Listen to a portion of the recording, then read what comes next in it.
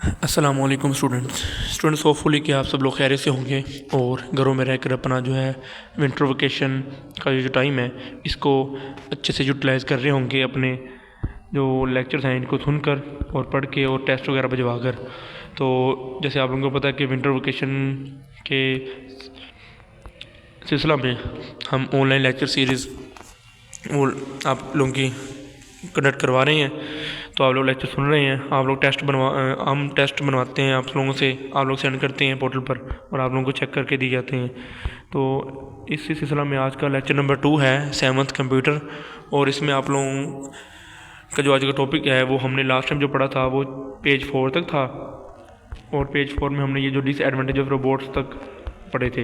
अब types of robots हैं, इसमें हम देखेंगे कि रोबोट्स की टाइप कितनी होती हैं। तो अगर शुरू करें तो पहला देखें डोमेस्टिक रोबोट, ऐसे रोबोट जो घरों में इस्तेमाल होते हैं। अच्छा, अब रोबोट में ना लाजमी है कि वो कोई बिल्कुल ऐसा एक ह्यूमन टाइप कोई ऑब्जेक्ट हो जो बिल्कुल इंसानों जैसे काम करता हो। ये लाजमी नहीं है कि ये रोबोट होता है। इवन की छोटी सी जो चीज़ है जो खुद ब खुद चलती है, जैसे कि आप कह लो कि रिमोट कंट्रोल जो चीज़ें हैं, जैसे कि कोई बच्चों की खिलौने हैं रिमोट कंट्रोल, या आपका टीवी लगा लो रिमोट जो से आप उसको जो चैनल को फ्लिप करते हो, ये भी रोबोट ही में आ जाता है। क्योंकि जो चीज़ें आपको सिर्फ उनको कमांड देनी पड़ती है, वो आगे खुद ब खुद होती हैं, वो क्या है जी, वो रोबोट में आ जाती हैं। तो ये डोमेस्टिक रोबोट ऐसे रोबोट जो घर में इस्तेमाल होते हैं, मतलब ये लाजमी कोई रोबोट ऑब्जेक्ट नहीं होगा बल्कि घरों में इस्तेमाल होने वाले, जैसे कि आपका वैक्यूम क्लीनर होता है ना, ये भी रोबोट की एग्जांपल है। उसके बाद मेडिकल रोबोट जो है, मेडिकल रोबोट में आप लोगों के सर्जिकल रोबोट्स आ जाते हैं, जिसमें जो घरों में या कह लो कि अच्छा आपकी जो हॉस्पिटल में ना सर्जरी वगैरह होती है वहाँ पर इस्तेमाल होते हैं मेडिकल रोबोट्स, सर्जिकल रोबोट भी कहते हैं इसको। सही है, ये सिर्फ मेडिकल के शोबे में इस्तेमाल होते हैं। बाकी इंडस्ट्रियल रोबोट जो है आपके, ये रोबोट जो आपकी इंडस्ट्रीज़ में इस्तेमाल होते हैं। जैसे कि लास्ट लेक्चर में हमने बात की थी कि अगर आप बड़ी बड़ी इंडस्ट्री देखें, जैसे कि बोइंग हो गया, एयरबस है, ये मतलब दुनिया की ये कह लो कि कमाल तरीन बड़ी बड़ी इंडस्ट्रीज़ हैं और कई एकड़ फैली हुई हैं। सबसे महंगी तरीन इंडस्ट्रीज़ हैं ये, जहाँ पर एयरक्राफ्ट बनते हैं, जहाज़ बनते हैं, एरोप्लेन बनते हैं आपके। और ये बोइंग है, ये अमेरिका की है, एयरबस भी अमेरिका की है, मतलब इसमें मेन जो है ये अमेरिका में ही है। तो इस इंडस्ट्री में अगर आप देखो ना, इसकी यूट्यूब पर वीडियो निकाल के देखें तो आपको पता लगेगा कि कैसी कैसी मशीनरी है और ऑटोमेटिक किस तरह से बड़े बड़े जो एयरक्राफ्ट के जो वो चीज़ें हैं, किस तरह से उसको असेंबल किया जाता है, किस तरह से एक एक पार्ट को बनाया जाता है, इंजन बनाए जाते हैं उसके।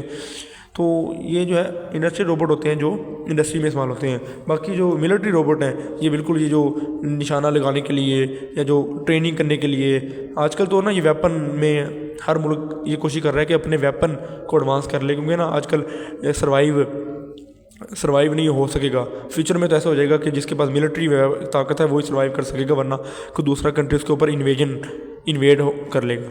जैसे कि आपको पता है ये रिसेंट में वेनेजुएला पर हमला हुआ है, ट्रंप ने किया, और उसके जो है प्राइम मिनिस्टर को उठा के जो वो ले गया है। तो ये सिर्फ बताने का मकसद ये था कि ये रोबोट जो है वो इन चीज़ों में आजकल बड़े इस्तेमाल हो रहे हैं। जैसे ये अब मिलिट्री में इस्तेमाल होने लग गए हैं कि निशाना लगाने के लिए, ट्रेनिंग करने के लिए, इवन कि जो पिस्टल वगैरह चलाते हैं ये रोबोट चलाते हैं।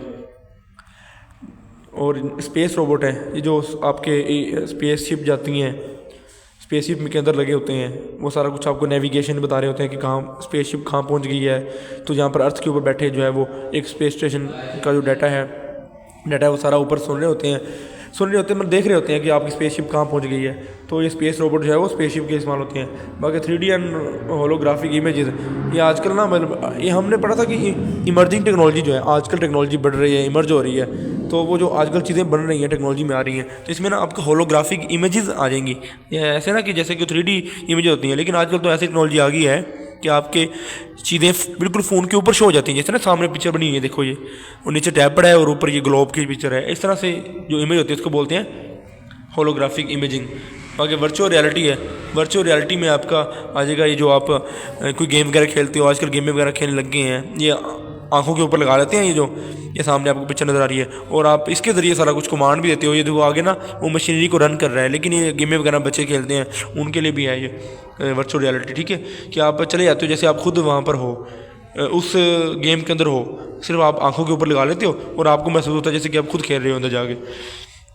ऑगमेंटेड रियलिटी ये है जी आपका, ये है कि जब आप एडिटिंग करते हो ना कंपोनेंट की, जैसे कि अगर कोई वीडियो की एडिटिंग कर रहे हो, वहाँ से आप उसकी शोर वगैरह आ रहा है, शोर कम कर रहे हो, ये चीज़ें क्या है, ये ऑगमेंटेड रियलिटी है कि आप बिल्कुल अच्छा एआई के ज़रिए जो आप ना ये वीडियो बनाते हो एआई के ज़रिए, फेक वीडियो आजकल बहुत बनने लगी है ना, ये भी इसमें आती है ऑगमेंटेड रियलिटी में। 3D प्रिंटिंग होने लगी है कि प्रिंटिंग में आजकल नई नई मशीनरी आ गई है, तो आपको पिक्चर बिल्कुल ऐसे प्रिंट होती है जैसे ऊपर पड़ी है, पेज के ऊपर पड़ी है पिक्चर, ऐसे लगता है वो 3D प्रिंटिंग में। ठीक है, सेल्फ ड्राइविंग कार, वो ऑटोमेटिक कार आ गई है, ये भी हमने बात की थी लास्ट टाइम। क्लाउड कंप्यूटिंग जो है, तो क्लाउड कंप्यूटिंग में आपका आ जाएगा कि आजकल आपकी जो स्टोरेज है ये आपको इंटरनेट भी अपने आपको सहूलत देता है कि आप अपनी स्टोरेज जो है वो अगर आपकी कम हो गई है तो आप इंटरनेट पर जो है वो चीज़ें सेव कर लें, जैसे कि गूगल ड्राइव है।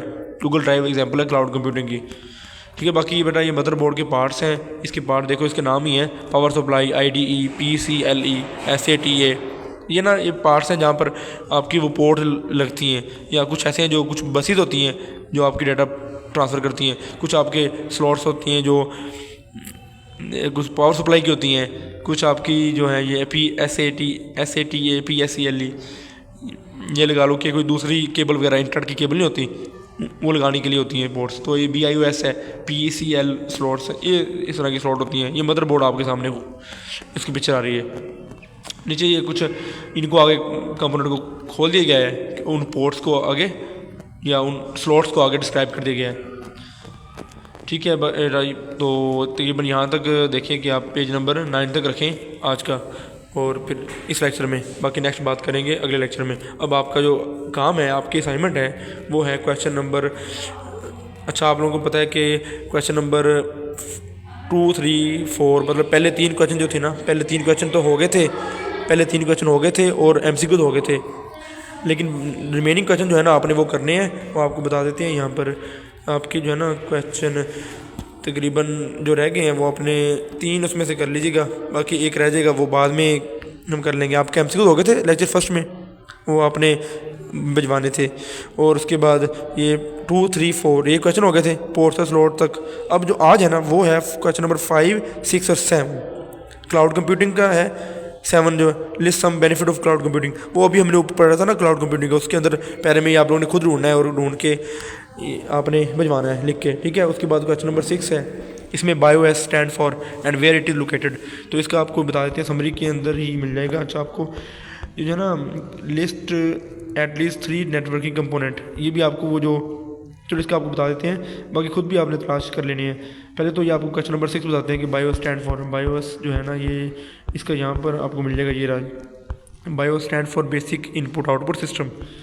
ठीक है, तो उसने पूछा हुआ है कि what it stand for and where it is located, तो आगे आप लिख दोगे it is located in motherboard, सही है, मदरबोर्ड कर दोगे, या ऐसे करो कि पहले ये सारी लाइन लिख के ना BIOS stand for in basic input output system, ये सारा लिख के ये लाइन पूरी आगे लिख दीजिएगा, it is located in motherboard in CPU, in motherboard in CPU, ये लिख देंगे तो आपका एक क्वेश्चन कंप्लीट हो जाएगा।